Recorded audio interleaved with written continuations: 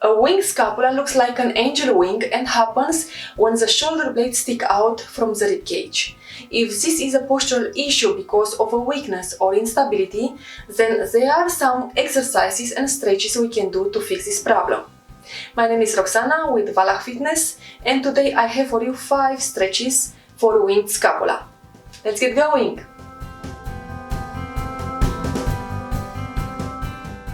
Place a stick behind the arm somewhere at the biceps level and then turn it back with the other arm. Like this, you put your shoulder in external rotation so you can get that subscapularis muscle stretch.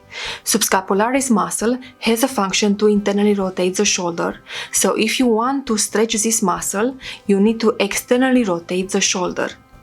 If you don't want to use a stick, you can have also this alternative. Hold this stretch for 20-30 seconds and repeat for 3 times. Levate the scapula, downward rotate the scapula, so by lifting the arm of the side you are stretching, you get an upper rotation of the scapula so you can have a good stretch.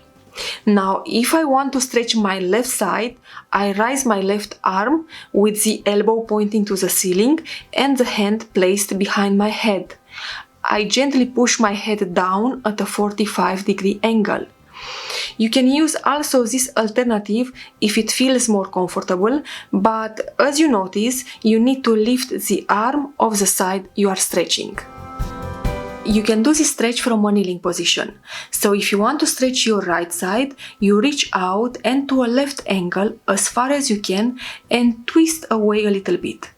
To feel a deep stretch also in the lower fibers of the lats, push your hips in the opposite direction. Hold for 20-30 seconds and repeat for 2 or 3 times. Clasp your hands and push them out in front of you so you pull apart the shoulder blades and sink back, arching out your back. Tuck your chin, tuck your butt under and lift the shoulders. This is a great stretch and you can do it in standing, kneeling or sitting position. Hold the stretch for 20-30 seconds and repeat for 2 or 3 times. For this stretch it would be great to use a foam roller with low density, but here I improvise with a rolled blanket. Lie face up with the roller placed along the spine and make sure your head and lower back are on the roller. Keep the elbows bent and allow them to fall towards the floor.